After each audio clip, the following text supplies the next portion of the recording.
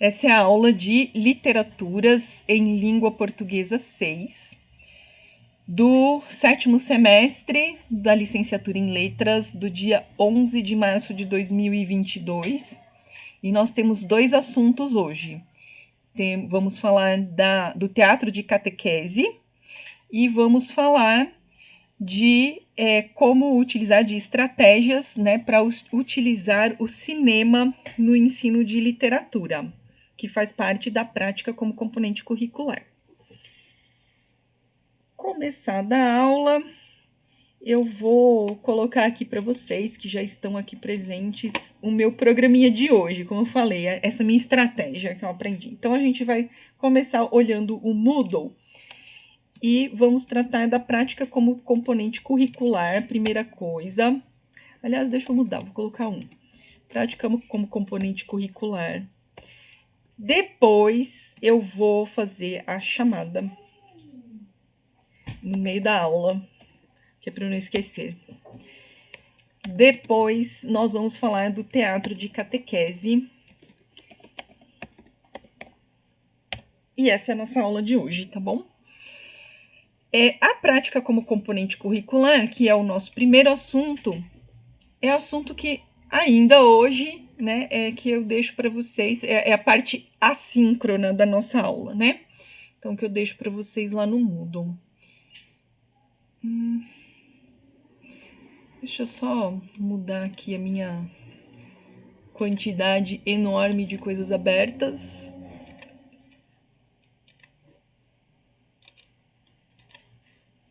Vai aparecer para vocês o diário, mas eu já mudo de guia aqui. Tá aparecendo aí o Moodle para vocês? Tá. Ok, então vamos lá.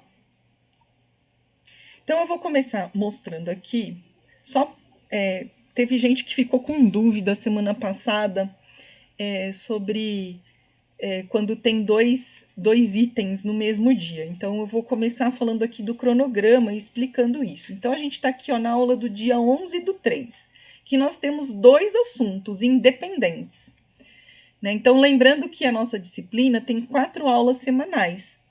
Então, nós teríamos, né, se fosse uma aula presencial, 2 aulas de prática como componente curricular e 2 aulas sobre o teatro na catequização indígena. Né? Então, são 2 assuntos divididos nas 4 aulas e eu dividiria mais ou menos 2 aulas para cada um. Aqui no remoto vai ser a mesma coisa, só que vai ser assim, ó. As 2 aulas referentes a teatro na catequização indígena vai ser agora aqui aula síncrona online, né? Explicação. E as 2 aulas referentes à prática como componente curricular vai ser atividade assíncrona, ou seja, eu vou deixar para vocês aí no Moodle para vocês olharem o material. Deixa eu ver aqui quem está entrando. Oi, boa noite, Larissa. Deixa eu voltar lá. Então é isso, 2 assuntos, 2 aulas para essa parte aqui e 2 aulas para a prática como componente curricular. E vamos começar com, né, uma explicação breve sobre a prática como componente curricular. Qual foi o material que eu deixei para vocês? Então, eu vou descer lá na aula de 11 de março, que é essa daqui, e vejam que tem os 2 assuntos, né, separadinhos aqui.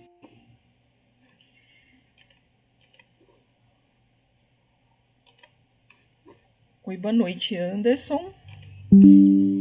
Então vamos lá. História do teatro no Brasil, que eu vou dar explicação aqui online para vocês, mas tem aqui uma referência escrita. E a segunda parte da aula, quer dizer, a outra parte da aula, que na verdade eu estou colocando aqui na frente, que é a parte assíncrona, prática como componente curricular, o nosso tema 2 da prática como componente curricular, que é filmes como estratégia no ensino de literatura. Essa parte aqui eu não vou explicar para vocês aqui na aula, né, mas só vou mostrar para vocês o material que eu compartilhei para vocês estudarem por conta, tá? Oi, boa noite, Vitor. Então vamos lá. Na prática, como componente curricular, eu deixei aqui 3 materiais para vocês. São 2 artigos que depois vocês podem ver. Cada um desses artigos, na verdade, é uma experiência de aula usando filme, né? Então, um chama O Ensino de Literatura na Visualidade do Cinema. Eu vou abrir aqui só para vocês terem uma ideia do que é. Tá aparecendo aí para vocês o texto? Aham. Sim? Então, vamos lá. Então, aqui, ó, o ensino da literatura na visualidade do cinema, ficção dentro e fora de sala de aula, na verdade, uma experiência de aula usando o filme Mentes Perigosas e o Carteiro e o Poeta. E também Encontrando Forrester. Então, na verdade, são adaptações, né, cinematográficas, e aí vai falar um pouco de cada um e como que a autora aqui, a Dileta, utilizou esses filmes numa aula de literatura. Né? O outro também é uma experiência, é um pouco diferente dessa, que é fazer uma comparação, que aliás é bem curiosa. Ah, não, abriu mesmo, pera lá. Que é esse aqui, o cinema como metodologia para o ensino de literatura. Que é um tema assim bem amplo, né? Mas na verdade é uma experiência de aula bem específica. Então, que é um grupo aqui, ó, né, que fez um paralelo entre Iracema, o romance Iracema de José de Alencar, e o filme Avatar. Então é bem curioso, né, como que eles aproximam essas duas coisas. Então, embora, fale assim, o cinema como metodologia para o ensino de literatura não trata profundamente, de maneira teórica, esse assunto. Trata de uma experiência com esses 2 recursos, o romance Iracema e o filme Avatar. E eu deixei aí só como compartilhamento de experiências, ideias para vocês, tá? Agora, esse livro aqui, ele já é mais extenso, né? Então, lembrando que a apresentação que vocês vão fazer em grupo vai utilizar uma dessas 3 estratégias no ensino de literatura. Né? A que nós tratamos na aula anterior, que é o teatro no ensino de literatura. Essa de hoje, que é como usar o cinema em sala de aula, né? O cinema no ensino de literatura, ou seja, passar filmes para ensinar literatura. E a terceira, que é assunto da semana que vem, que é a produção de vídeos no ensino de literatura, tá? Então, quem optar, o grupo que optar para usar o cinema em sala de aula, né, pensar numa aula de literatura usando o filme, pode usar esse livro como uma referência de muitas ideias. Ou, né, se inspirar num dos 2 artigos que eu coloquei aí para vocês, tá?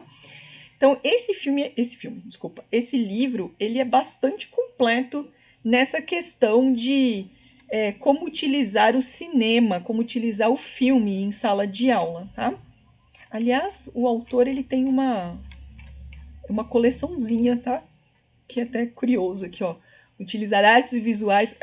Desculpa, o autor não, a editora. Como utilizar artes visuais na sala de aula, como usar as histórias em quadrinhos na sala de aula, e por aí vai. Fica uma dica, porque é bacana, ó. Tem até o teatro na sala de aula. Eu tenho esse livro aqui também, mas eu achei mais interessante o outro, que eu mostrei para vocês do Spolim.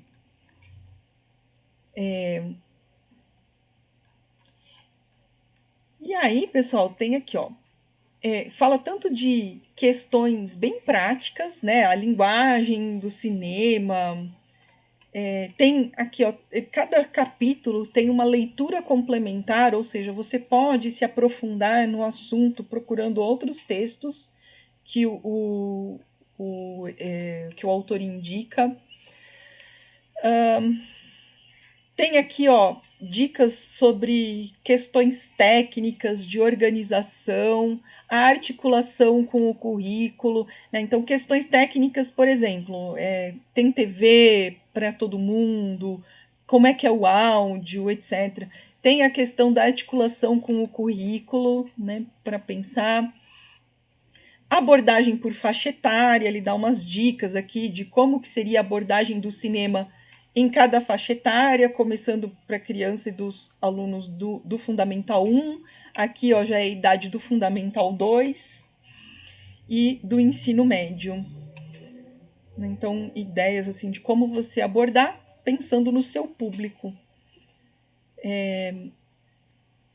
Tem várias dicas. Aí ele fala como usar o documentário, por exemplo, formas, né, de como usar o documentário, como escolher o documentário para você utilizar. Disciplinas específicas, que esse nem interessa muito para a gente, a não ser que vocês pensem em fazer uma associação de disciplinas, né? Literatura com geografia, por exemplo, literatura com física, e por aí vai. Tem a língua portuguesa em específico.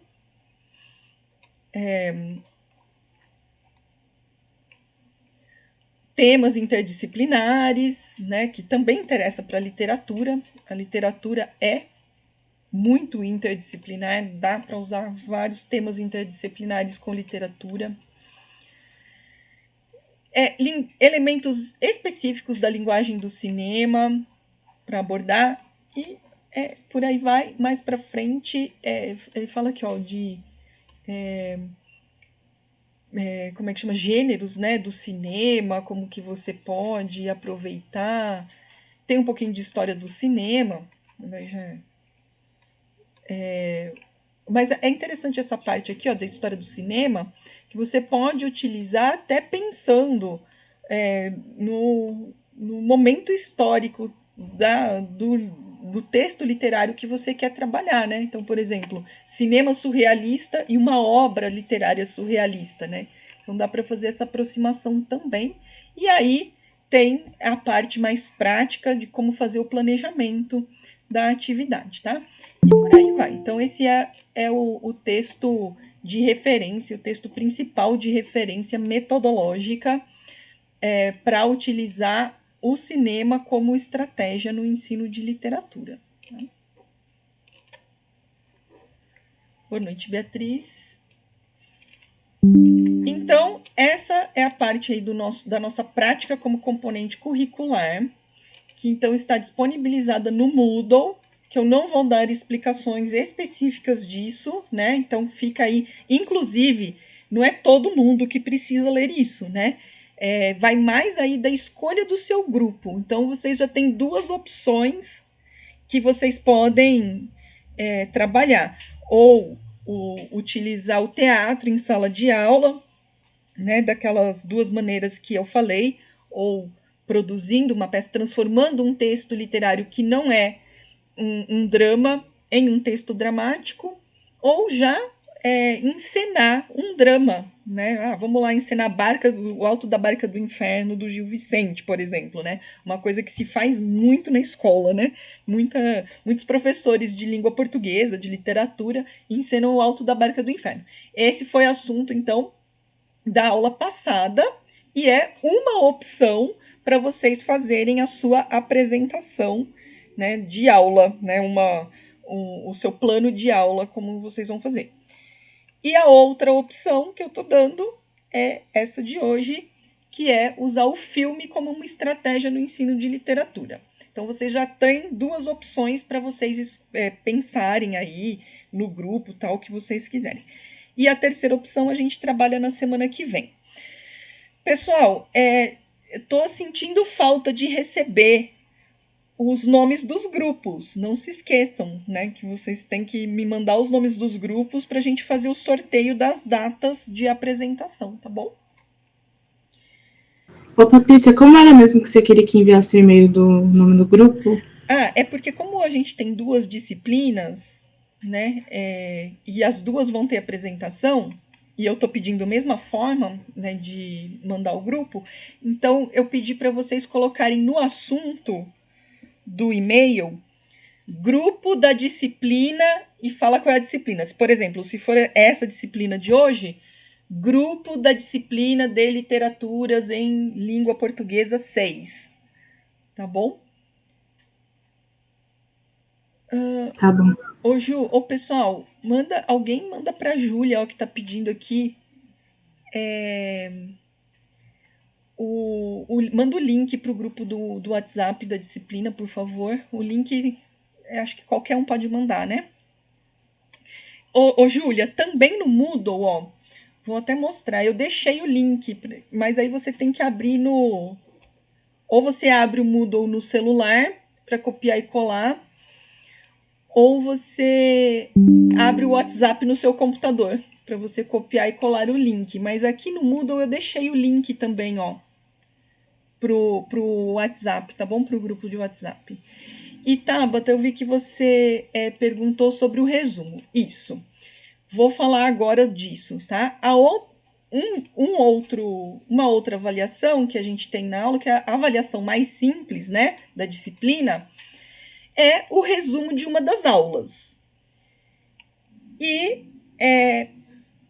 a aula de hoje, essa parte da história do teatro no Brasil, vocês também podem utilizar, né? É uma das opções, né, para vocês fazerem essa segunda avaliação, que é o resumo de uma das aulas. Vai da escolha do tema que vocês preferirem. Então, quem gostar do tema de hoje pode também fazer o resumo. Nós já temos 2 temas opcionais para vocês fazerem essa segunda atividade, essa segunda avaliação. Uma que foi a aula passada, o teatro medieval, que na verdade é especificamente o teatro de Gil Vicente, e hoje o teatro de catequese. Pessoal, eu falei que eu vou fazer a chamada agora, no meio do caminho, mas eu acho que é melhor, é mais prudente, devido ao horário, esperar e fazer mais no fim da aula, porque se outras pessoas entrarem na aula, aí não vão ficar com falta, tá bom?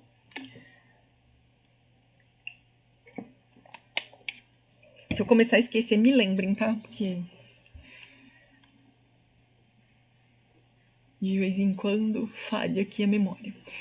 Então vamos falar um pouquinho aí do teatro de catequese. Eu vou compartilhar com vocês uma outra página, um documento que na verdade eu fiz hoje à tarde, então ainda não tá no Moodle, tá? Mas eu vou colocar, assim que também eu colocar a gravação de aula, eu vou compartilhar com vocês essa mini apresentação que eu vou projetar agora, tá? Essa daqui não tá no Moodle ainda, mas depois eu vou colocar junto com a gravação de aula. Então vamos falar do teatro de catequese. Pessoal, antes eu gostaria de saber de vocês. Primeiro, vocês já tiveram a disciplina de História de Educação, História da Educação, certo? Sim ou não? Sim. E lá na História da Educação, vocês provavelmente, não sei com que profundidade, vocês chegaram a ver a educação jesuítica, certo? Sim ou não? Dos jesuítas no Brasil, Colégio dos Jesuítas, Ratio Studiorum e essas coisas. Aliás, acho que eu escrevi errado aqui nesse PDF. Tô sentindo um silêncio aqui. Ou não viram ou ninguém se lembra. Nada de jesuítas na sua vida? Que bom.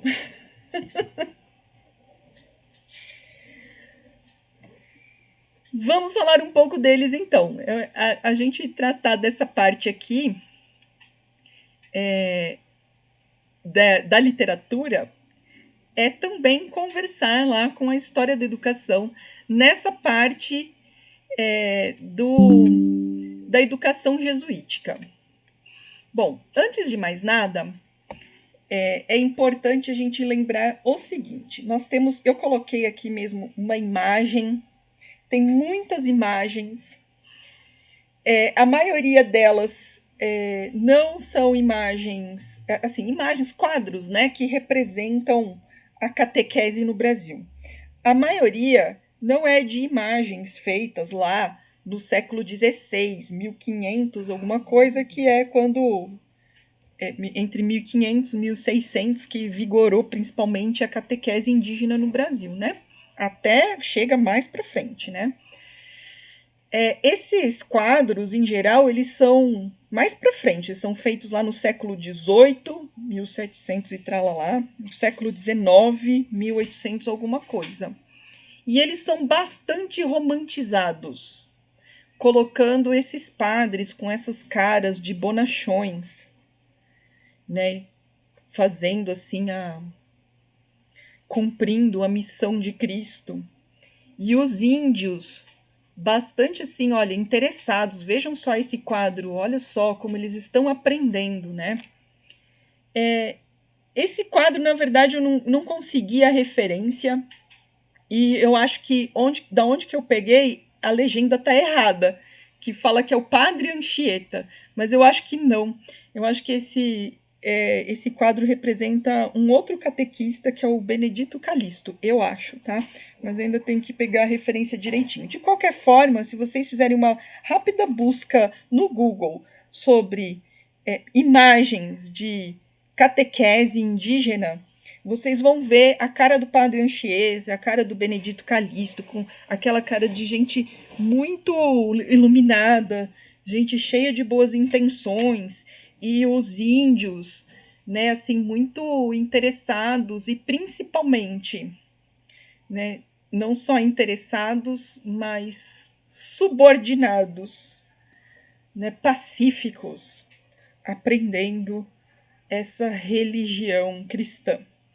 E isso, claro, é uma coisa absurdamente romantizada e muito mentirosa. Isso é uma história que os românticos, que também construíram essa imagem do índio que para o qual a catequese funcionou, né? Eles que contam para a gente essa história, quando que a história de verdade não chega até nós, nem nessas imagens, né? Então, na realidade, os índios não foram tão pacíficos assim em serem colocados nessas reduções, esse é o nome, reduções indígenas, né? Porque reduz a tribo a isso, a esse espaço e a essa cultura. Então, eles não foram tão pacíficos assim. Haja vista, por exemplo, algo que chegou para nós, que foi a Confederação dos Tamoios, né? Quando as tribos indígenas, que eram extremamente revoltadas e resistentes à catequização, né, a presença, em especial dos jesuítas, que foram os principais catequistas, mas teve outros também, né? Então eles eram extremamente resistentes e eles se juntam com os franceses que invadiram o Brasil, que também não tinham lá as suas boas intenções com os índios, né? Mas resolveram armar os índios para tentar expulsar os portugueses, principalmente na forma dos jesuítas que estavam aqui, né? E quase conseguiram, de fato, porque as forças indígenas eram bem potentes, né? Ainda mais armadas, né, com armas modernas, pelos franceses. Então, a Confederação dos Tamoios é algo que chegou para nós, mas com a passagem do nosso romantismo, que passou aí uma tinta sobre tudo isso, pouco chega para nós, né, na história vigente, essa que a gente aprende na escola, como que os índios foram resistentes a isso. Então a gente sempre tem a impressão, por esse tipo de imagem e das narrativas, de que eles foram muito receptivos, né? E na verdade não é bem assim. E também pouco chega para nós o quanto que a catequização é uma violência. Aliás, tinha violência física também, porque aqueles que resistiam nas reduções, eles existiam jesuítas que eram muito favoráveis ao castigo físico, outros nem tanto. Mas mesmo assim, né, vamos pensar uma escola antiga, que não precisa ser antiga igual o século XVI, mas se a gente pegar narrativas das escolas do século XVIII, e a gente tem várias, tem narrativas do Machado de Assis, tem o famoso. Ai, como é que chama? O Ateneu, né? Que conta o tipo de violência sofrida nas escolas. Então, se no século XVIII era assim, imagina no século XVI como que era o castigo para quem resistia, mesmo sendo índio, né, ou talvez principalmente sendo índio, que existia a aprender do jeito que se achava que tinha que aprender. Tem um... nas pesquisas para montar esse material para vocês, que eu deixei aí no Moodle, eu cheguei a um artigo, mas que é de história, não é de literatura, por isso não está aí para vocês, mas é um artigo que é de um pesquisador, né, que estudou a história de um corredor subterrâneo que existe entre o pátio do colégio, né, lá no centro de São Paulo, e o mosteiro de São Bento. Então existe um corredor subterrâneo que liga os dois prédios. E esse corredor ele foi utilizado principalmente para, né, assim, o que se sabe, né, o que é vigente, né, que se sabe até hoje, antes da pesquisa dessa pessoa, né, que escreveu o artigo, é que foi utilizado para se esconder justamente durante a Confederação dos Tamoios, né, para os padres se esconderem os índios também, né, que estavam a favor dos padres. Mas esse corredor ele era utilizado também para torturar presos de guerra, mas também para fazer castigo, né, aos índios que resistiam nas reduções, resistiam à catequese. Então existe violência física, literalmente, no processo de catequese, e é claro que existe uma extrema violência simbólica. E a violência simbólica a gente vai ver aqui no teatro catequético como que ela funciona. Eu deixei para vocês no Moodle 3 textos. Um é um texto literário, é uma peça teatral do Padre Anchieta.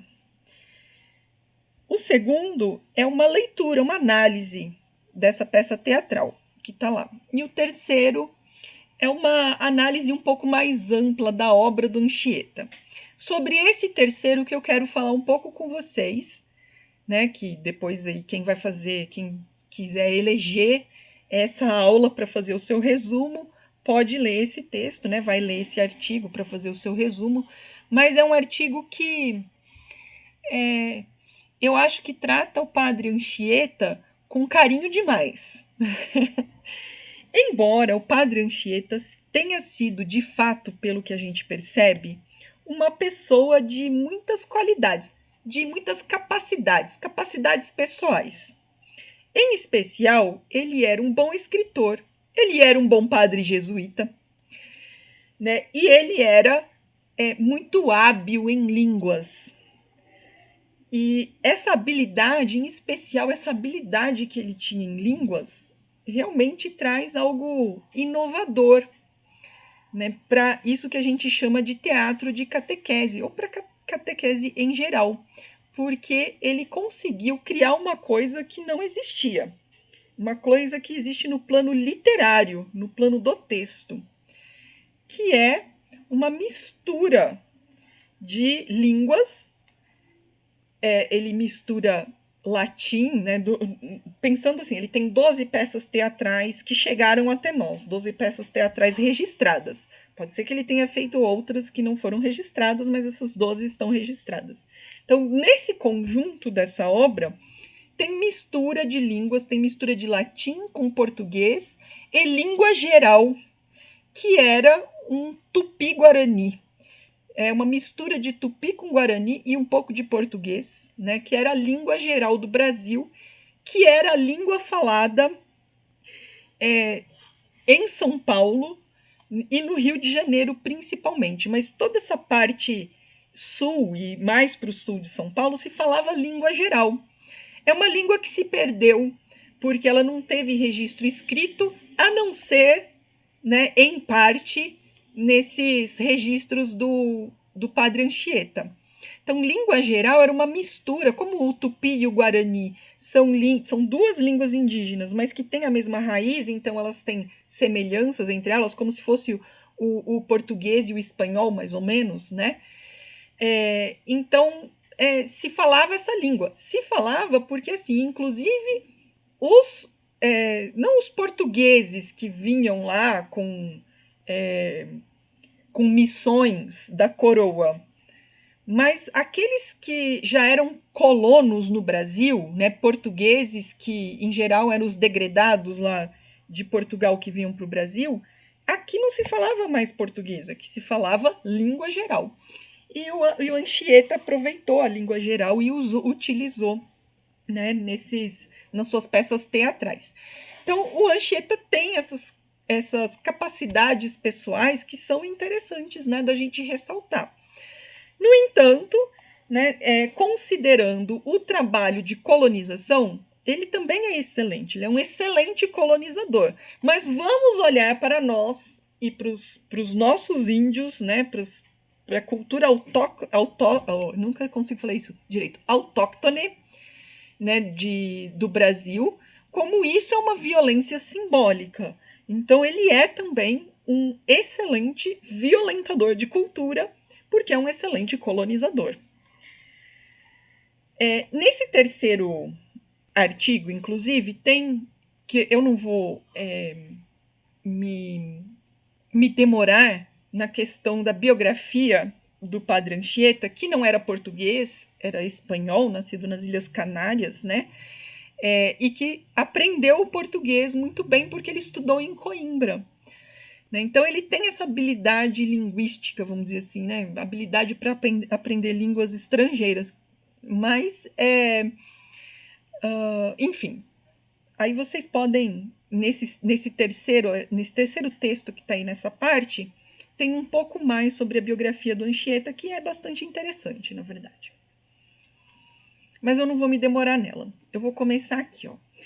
Para a gente entender o teatro de catequese, em especial do Anchieta, que é o que ficou para nós, né, até hoje, a gente tem que primeiro lembrar que na Idade Média, e aqui a gente está falando já de humanismo, a gente já está falando de renascimento, porque a catequese acontece após o descobrimento do Brasil, nas décadas, começa, né, principalmente ela se concretiza no Brasil nas décadas de 50 e 60 do século XVI, 1554, eu acho que é quando o Anchieta chega aqui, se não estou enganada na data, e se concretiza aí nos anos 60 do 1500. Mas a ideia, né, do que está embutido nessa catequese, ela vem lá, inclusive assim, a educação jesuítica, ela está baseada numa forma de pensar a educação e de se pensar a igreja que é lá da Idade Média. Na Idade Média, teve um primeiro momento de se pensar a educação e a filosofia, que foi a patrística. Né? A patrística era de origem platônica. Então, pegou Platão e fez lá uma interpretação de Platão com os preceitos os preceitos católicos. Na segunda metade da Idade Média, a patrística cedeu espaço para a escolástica, que o idealizador é Tomás de Aquino. E Tomás de Aquino, em vez de usar Platão, usou Aristóteles. E então, a escolástica, na verdade, é uma interpretação católica das ideias de Aristóteles. Eu não vou me aprofundar na questão filosófica disso. O que interessa para nós é uma questão teatral, porque vamos lembrar que o Aristóteles, na poética, é o pensador, é o filósofo que trata o teatro como central. E também Aristóteles, em seus estudos de educação, é que propõe o trivium e o quadrivium, que já era utilizado de alguma maneira, assim, de outra forma, mas já era utilizado na Grécia Antiga, principalmente nas escolas que tinham a sua verve aristotélica, inclusive nas escolas que o próprio Aristóteles regeu, enquanto ele não foi escravo, né? Porque não sei se vocês sabem da biografia do Aristóteles, ele foi escravo por muito tempo e na condição de escravo é que ele educou Alexandre o Grande. Né?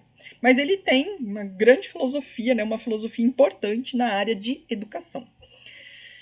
Então, o trivium e o quadrivium seria assim, os dois níveis de educação. O trivium, que é baseado em três disciplinas, né, sendo as principais dela a retórica e a poética. E o quadrivium, na verdade, são 4 disciplinas que incluem aí filosofia e artes marciais e outras coisas, né? Então, o trivium e o quadrivium, na concepção escolástica, né? Ou seja, o Tomás de Aquino, a Igreja Católica, ela toma as ideias de Aristóteles, transforma para as ideias católicas e forma uma maneira de se estudar nas escolas que eram todas católicas, que era para formar padres. Vamos lembrar que na Idade Média só ia para a escola, só tinha aprendizado quem ia se tornar padre. Quando vêm os jesuítas já são uma ordem de padres, né? Uma ordem católica moderna. Quando eu digo moderna, eu estou falando da Idade Moderna. Então, nós já estamos na chamada Idade da Razão, no humanismo, no Renascimento, que durante essa época tem a Contra-Reforma, ou seja, tem a Reforma Católica que cria, né, que funda o capitalismo, que funda as religiões protestantes, e aí tem uma Contra-Reforma Católica que acirra ainda mais as questões, né, os preceitos e a moral católica. No entanto, né, nesse acirramento, né, surgem ideias que não podem ficar lá na Idade Média. Também elas têm que se renovar, a própria Contra-Reforma tem que se renovar. Seja instituindo a Inquisição, seja tratando, por exemplo, a educação de uma maneira mais moderna para a época. E os grandes educadores do humanismo e do Renascimento foram os jesuítas. Os jesuítas têm uma concepção de educação, né? Muita gente fala que a nossa educação é medieval. Pode ser só se a gente pensar que a ordem jesuíta tem uma origem medieval. Mas, na verdade, a nossa educação ela é de concepção jesuítica. Né? A maneira da gente ensinar, o professor lá na frente com os alunos ouvindo, né? O incentivo à memorização, entre outras características que ainda se preservam na nossa escola, né? Ele sair da casa para ir para um ambiente fechado que é o da escola, né? Em que ele se concentra em ficar aprendendo, isso é de concepção jesuítica. Por que essa nova escolástica jesuítica é considerada moderna?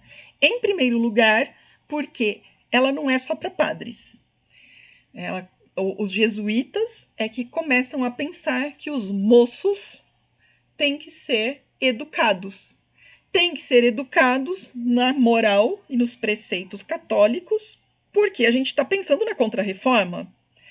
Né? Então, não dava para esses moços ficarem à mercê de ideias muito inovadoras. Então, se fazem as escolas para que os moços, né, que são, na verdade, representantes, filhos das elites, quaisquer que elas sejam comerciais, sejam de nobres, etc. Então, os moços vão para as escolas para serem educados.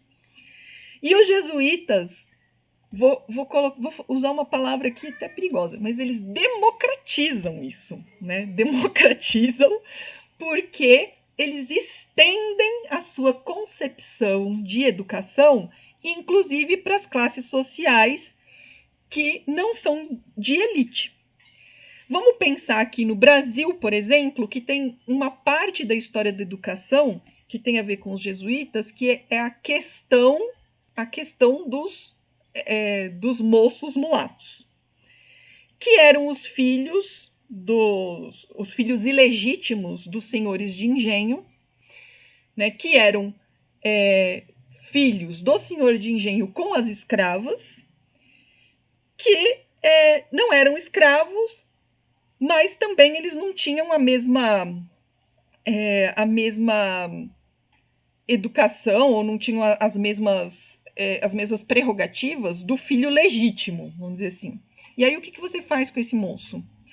Então ficou uma questão se esses filhos eles seriam aceitos no colégio ou não. Acabaram sendo, né, para ter essa ideia de como assim. Não é democrático, mas a democracia ela pode ter um lado bem estranho, né? Parece democrático quando, na verdade, o que os jesuítas queriam era catequizar todo mundo, se é esse o nome, catequizar todo mundo. Então, quanto mais a palavra católica chegasse no maior número de pessoas, mais a Igreja Católica se fortaleceria. Então, é essa a concepção maquiavélica, aliás, Maquiavel é do Renascimento, né? Essa é a concepção maquiavélica que tem por trás da nova escolástica jesuítica.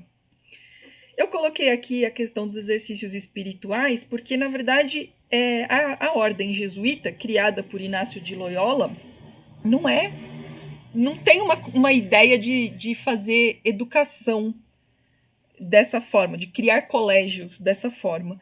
Isso é uma coisa que vem com a necessidade, né, da Contra-Reforma Católica mesmo. A outra característica muito moderna dos jesuítas é que eles têm uma concepção, eu vou chamar globalista da educação. Sabe essa coisa de globalização que a gente fala hoje? Os jesuítas já tinham essa ideia em sua parte, se é que ela tem alguma parte boa, vamos dizer, em sua parte boa, e em sua parte ruim, ou seja, também maquiavélica. Já vou explicar.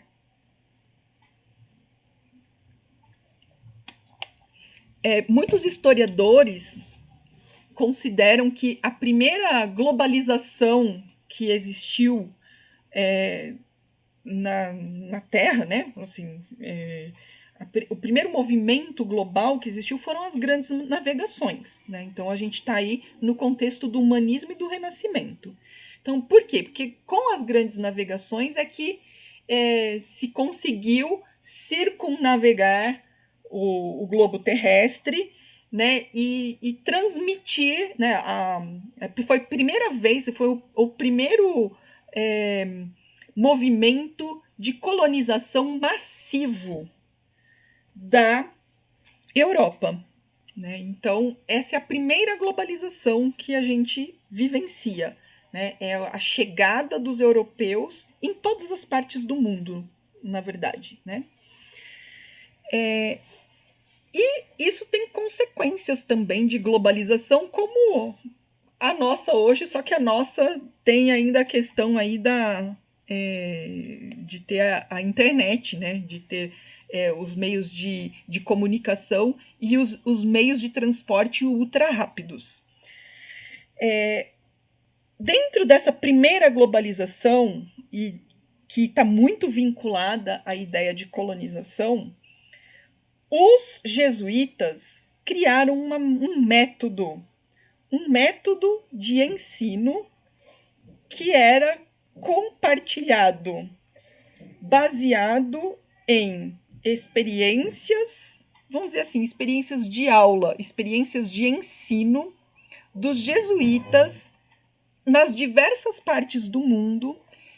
Eles colocavam a sua forma de ensinar em teste e aquilo que dava certo, eles enviavam lá para sua ordem, que ia criando um manual que deveria ser seguido por todos, chamado Ratio, e aqui eu escrevi errado, viu? Não tem esse E, Ratio Studiorum.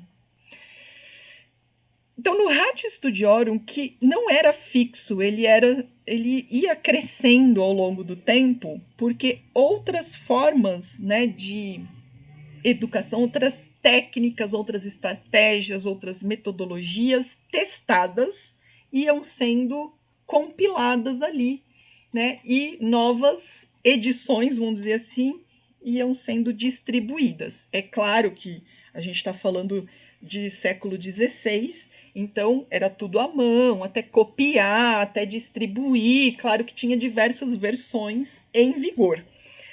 Mesmo assim, eles eram muito rigorosos em que se usassem e que inovações no ensino tinham que ter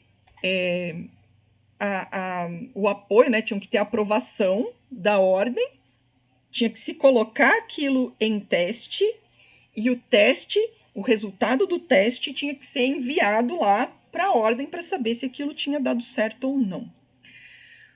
Uma das formas, né, de educação que, assim, uma das estratégias de ensino que está lá no Ratio Studiorum é o teatro, né?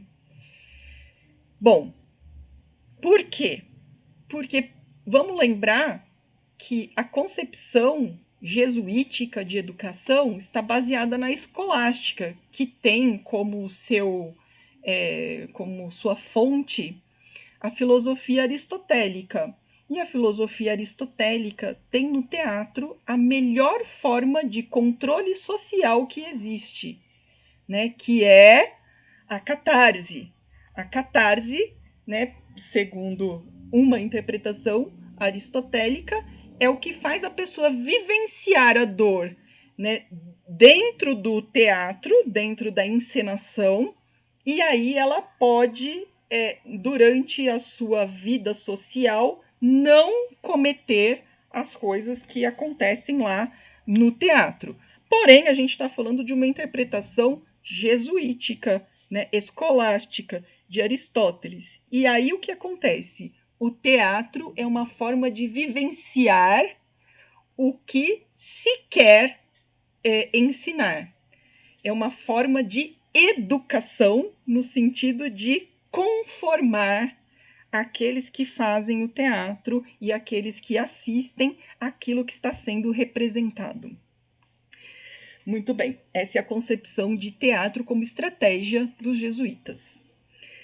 A gente também está aqui no momento, né? Se a gente for falar de teatro português, a gente está no momento do teatro vicentino, né? Aquele que a gente estudou na semana passada, então na concepção humanista do teatro. Então, qual é a forma do teatro? Principalmente o alto, e o alto que tem como... E o alto, lembrando que o alto, a principal característica dele é que ele tem como personagens modelos, alegorias de virtudes e defeitos, de moral, etc. Portanto, o teatro de Anchieta ele vai ter 3 características. Ele é aristotélico, nesse sentido de que a representação causa efeito no público. Ele é jesuítico, né, no sentido de que ele tem uma missão, né, uma missão de catequese, de educar para a moral católica. E ele é vicentino, de alguma maneira, porque ele vai ter essa concepção mais moderna e principalmente alegórica, né, de usar personagens como alegorias do bem e do mal, dos santos, né, das virtudes e dos defeitos e assim por diante. Então, o teatro de Anchieta tem essas três características principais. E aí a gente tem o quê? Ó? Aquilo que eu comentei inicialmente, utilização da língua portuguesa e da língua geral. Né? Isso, gente, começa assim, o que eu falei, é interessante porque cria no texto, né? Cria um texto que é algo que não existiu na realidade. Né? Embora o teatro tenha sido, né, todas as peças de Anchieta foram representadas, porque inclusive lá tem quando, em que circunstância, tem o registro, né, de que em que circunstância, em que festividade, na visita de uma pessoa importante, tal, quando que foi representado, né? Então foi representado com essa mistura, né? E aí eu coloquei língua portuguesa e língua geral, que é o principal, mas tem também latim. Né? Então essa mistura que foi representada, falada, encenada, não existia na realidade. Então, na realidade, não tem. O Anchieta consegue criar no plano textual algo que não tinha uma referência externa, não tem um referencial externo, só existe no plano textual. Então, isso é interessante linguisticamente, né, para a gente estudar.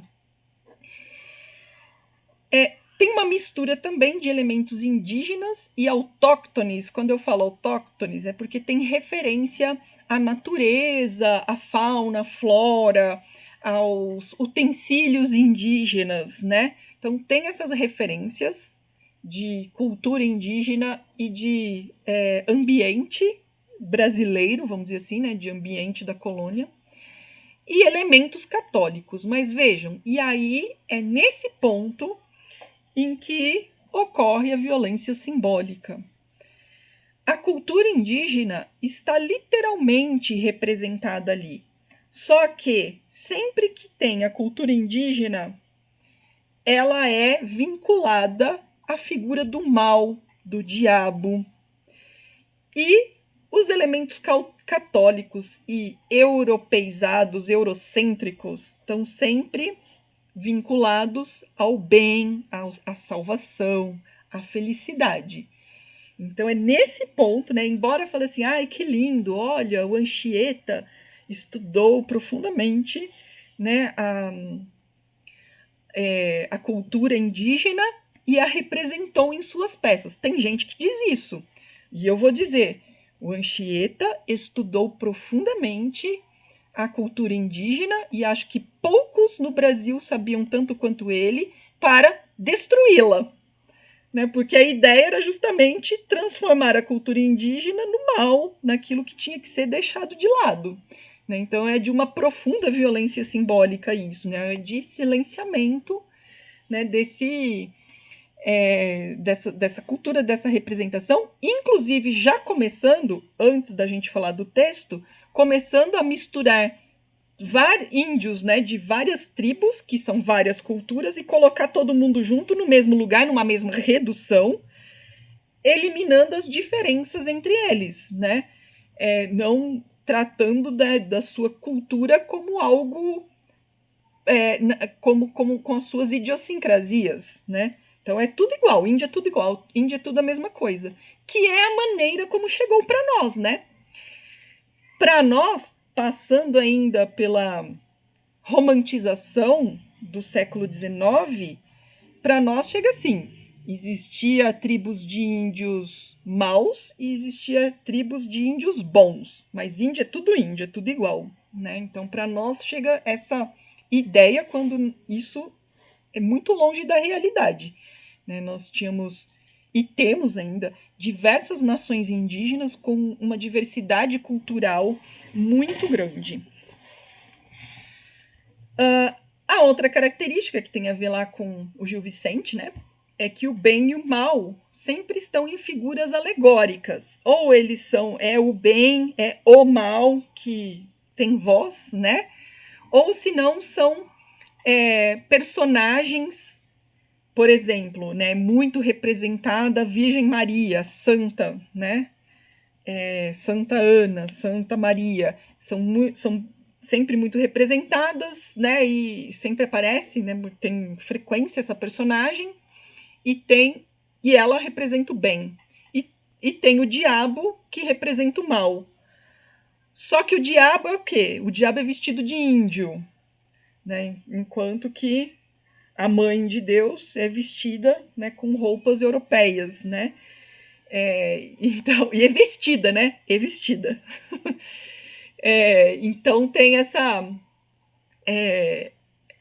Da mesma maneira, né, que se mistura elementos indígenas e autóctones e com elementos católicos, tem essa maneira de representar o bem e o mal também dessa forma, né? O mal como com elementos indígenas e o bem com elementos católicos e europeus. O alto, eu coloquei aqui uma coisa que não existe, tá, gente? Eu que inventei esse negócio que é um alto alongado. Porque o alto, em sua concepção, desde de quando ele foi criado, ele é uma peça curta, em geral de um ato só. Então ele é uma coisa só. Mas os altos de Anchieta não são assim, eles são bem alongados, tinha dança no meio, canções no meio.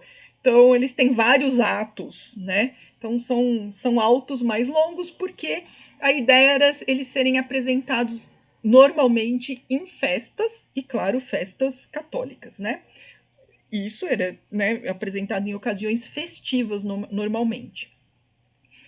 Os índios participavam de todas as etapas do espetáculo, desde aqueles que eram já alfabetizados, né, em português, desde da escrita dos autos, como na concepção do figurino, em executar a apresentação, né, que numa peça teatral tem, mesmo lá no século XVI, tem iluminação, tem efeitos, tem figurino, né? Então, os índios participavam de todo esse processo. Aí a gente fala assim, ai, que legal, né? O índio participava do processo, é bacana, né? Mas vejam a forma de violência que tem nisso, né?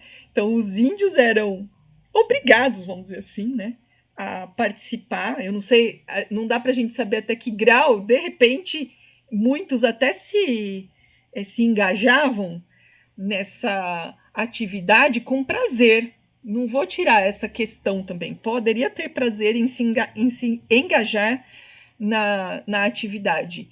Mas o fato é que, e dizem, né, segundo os registros, as apresentações do Anchieta eram muito belas, muito bem sucedidas. Então, acredito até que os índios se engajavam com prazer na atividade, mas essa atividade era de demonização da sua própria cultura, né? E de apagamento, em última instância, da sua cultura em benefício à cultura, né? E de valorização da cultura do colonizador. É assim que começa a nossa colonização, bem bonita desse jeito.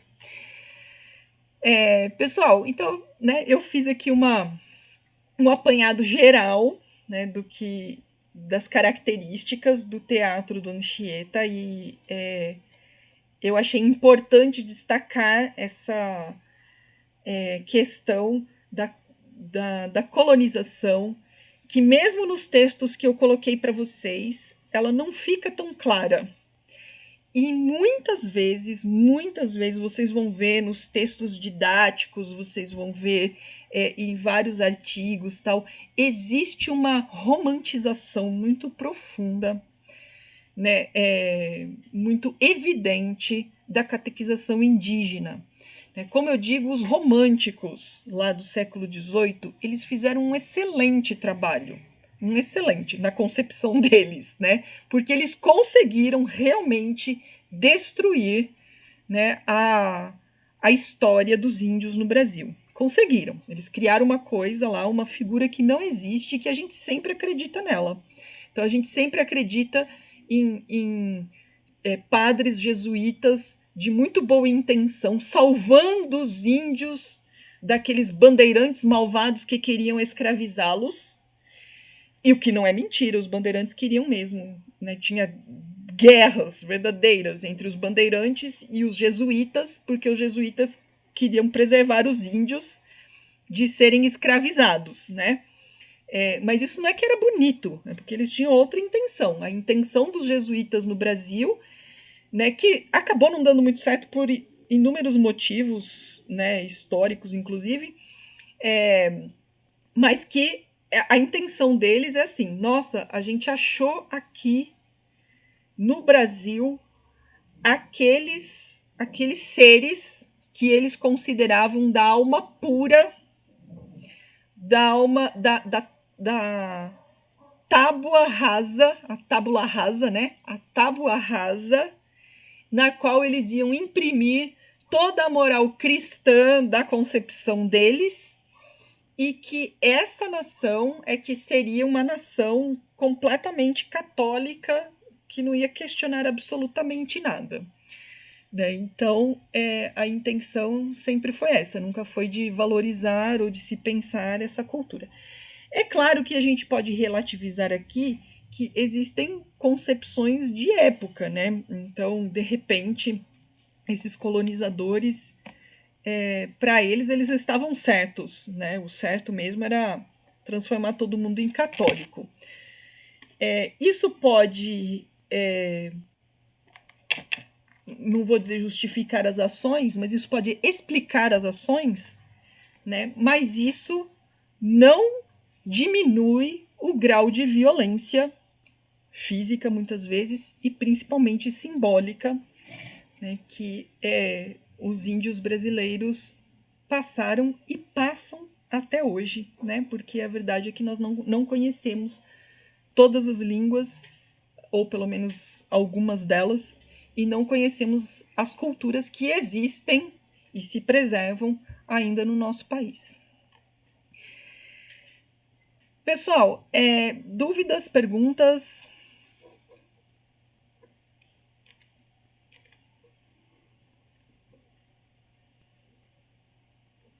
Um silêncio hoje. Essa sexta-feira, essa última aula. Quero só ver na semana que vem, que estou olhando para a cara de vocês, que eu vou fazer a pergunta diretamente para a pessoa. Aí vocês fogem da minha aula, né?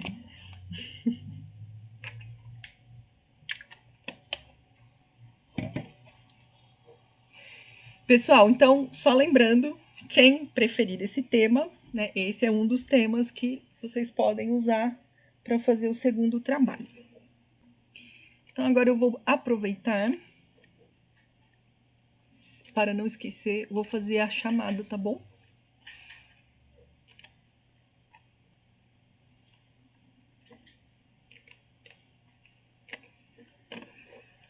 Vamos ver quem está com a gente hoje nessa despedida. Adriana. Eu tô aqui. Adriana Prates. Tô aqui, professora. Amanda. Ana Beatriz. Anderson. Aqui, professora. Cido. Presente. Beatriz Carvalho. Beatriz Borges. Presente. Bruna Dantas. Presente. Bruna Michele. Presente. Gabriela. Guilherme. Júlia Bernardo. Presente. Júlia de Sena. Larissa. Presente. Letícia, Presente. Luísa, Júlia de Sena tá aí, professora? tá? Tá. Pronto, corrigido. Luísa, eu já chamei? Não? Maria do Céu, Presente. Mariana Alves, Aqui, pro. Mariana Professor, Oliveira. o Renato tá Presente. aqui. O Renato não cheguei ainda, para lá. Ah, tá. Rafaela. Presente. Renato, então, tá presente, né? Ele tá Tabata. falando no chat. Tá bom. Tá Tabata. presente. Presente. Victor. Victor também tá, né? Parece que eu vi ele entrando. A Amanda Pro, de vídeo pra Lima também. O Vitor tá sim, professora, que a internet caiu. Tá bom. Vou chamar Yasmin e volto lá na Amanda. Yasmin Presente. e Amanda. Amanda está presente, né? Ok, então vamos dar uma olhadinha geral aqui, ó. Quem tá com falta é a Ana Beatriz, a Beatriz Carvalho, a Gabriela, o Guilherme, a Luísa. A Luísa tá, prof. Ok. Luísa e só. Certinho? A Beatriz também tá. Prof, a Julia também tá aqui, Julia Sena. Júlia Sena tá presente já. Isso. As duas Ah, tá, Júlias estão obrigada. presentes, tá bom? Ok? Então ficou só o Guilherme, a Gabriela e a Ana Beatriz. Acho que é isso. Ok. Pessoal, bom fim de semana. Se não tiverem mais dúvidas. E até a semana que vem, até quinta-feira. E já estaremos juntos às 6h50. Não esqueçam do nosso novo horário, tá bom? Já estou feliz em poder conhecê-los presencialmente, ao vivo, de verdade. Tchau, pro. Tchau, bom fim de semana para vocês. Beijos.